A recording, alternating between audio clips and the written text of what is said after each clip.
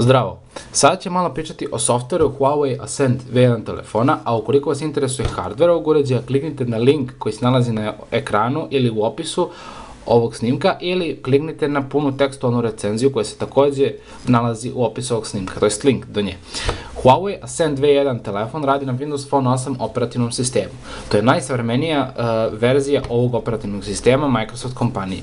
Huawei, kao i ostali proizvođači, sem Nokia, nisu toliko prihvatili Windows Phone operativni sistem, iako on savršeno funkcioniše, barem po onome što sam vidio na Huawei Ascend V1 telefonu. Kada upalite Windows Phone, dočekat će vas ove žive pločice koje možete povećavati ili smanjivati po želji. Prevlačenjem prsta sa desne na levu stranu otkrivate punu listu aplikacija koje su instalirane na Windows Phone 8 operativnom sistemu, a ne pojavljaju se na start ekranu. Da bi se neka aplikacija pojavila na start ekranu, morate je dodirnuti, zadržati prst par sekundi i odabrati opciju Pin to Start, ali pošto ova već postoji na start ekranu, ja to ne mogu da uradim. No da nastavimo. Ukoliko skidate neke igre, moram isto da vam pomenem, one se neće pojaviti u ovoj ovde listi, već u zasebnoj aplikaciji, ovoj ovde Games aplikaciji. Znači tu se pojavlja lista skinutih igara sa Windows Store.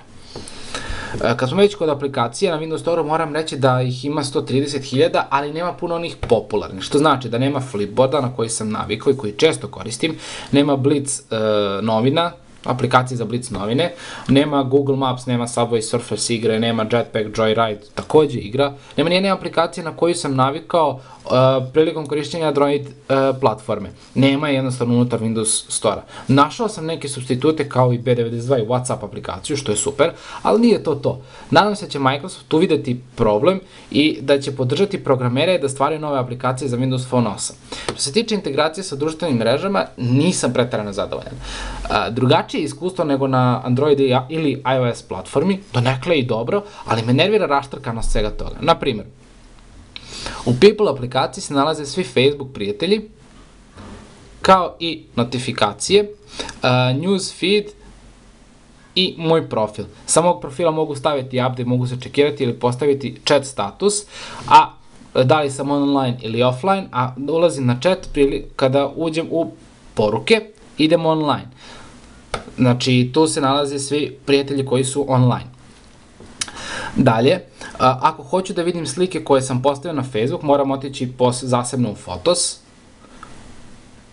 pa u Albums, i onda tu se nalaze albumi sa Facebooka. Vidite ispod što piše From SkyDrive, From Facebook, From... šta ima još?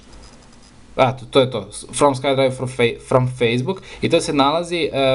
To vam piše sa kojeg sajta se nalaze te slike, s kojeg sajta sa kojim ste vi sinhronizovali ovaj vaš uređaj, gde se nalaze te slike. Dobro. Što se tiče integracije sa Skype servisom, ona je odlična, sa SkyDrive-om još bolja, a postojanje Microsoft Office aplikacije na ovom operativnom sistemu je nenadmašivan. Nijedan od ostalih operativnih sistema ne podržava, to jest ne postoji Microsoft Office, što donekle izdvaja Windows Phone od ostalih operativnih sistema. Multitasking takođe nije lepo napravljen. Do njega dolazite, prvo da upalim neke aplikacije pa ću da vam pokažem, do njega dolazite dužim pritiskom na back dugme, ali ako želite da isključite neku aplikaciju, ne možete prevući prstom na gore ili na dole pa da je isključite. Ne, morate ući u nju i stiskati back dok ne izađe iz te aplikacije, što je smaranje, iskreno da vam kažem. Internet Explorer pretraživač je veoma dobar pretraživač, ali će vam za korišćenje interneta na Windows Phone-u trebati ili wireless konekcija ili veliki broj megabajta, možda čak i gigabajta, jer Internet Explorer jednostavno ne štedi. Dopada mi se opcija, sad ću da vam pokažem, idemo na neki sajt, na primjer technoloid.com. Sad ćemo da uđemo u Technoloid, vidjet ćete da vrlo brzo ulazi u neku aplikaciju, to jest ne aplikaciju, bože, u internet stranicu. Mnogo mi se dopada opcija što možete sledeća, kada stisnete ovde i možete da pin to start odaberete i kad to odaberete, ta stranica će se odmah naći na vašem start ekranu i ne morate ulaziti u Internet Explorer, kucati adresu i ulaziti, već samo jednostavnim dodirom, i odmah vam upali tu stranicu koju ste sačuvali.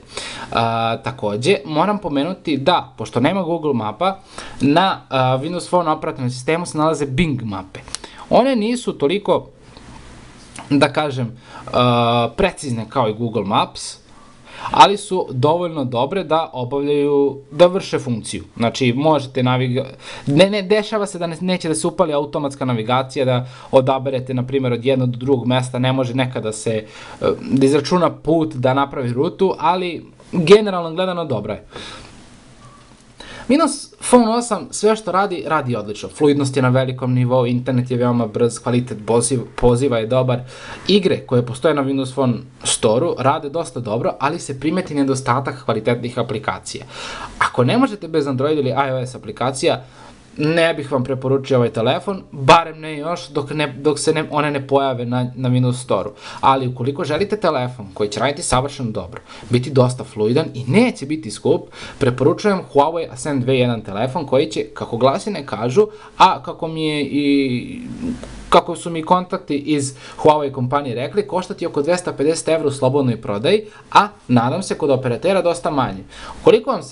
To bi bilo to i ukoliko vam se svidela recenzija ovog telefona, to jest operativnog sistema i hardvera, subscribeujte se, lajkujte ovaj video dole, kao i prethodni, a mi se vidimo u narednom snimku ukoliko budem dobio neke nove uređaje na test, zanimljive uređaje, naravno.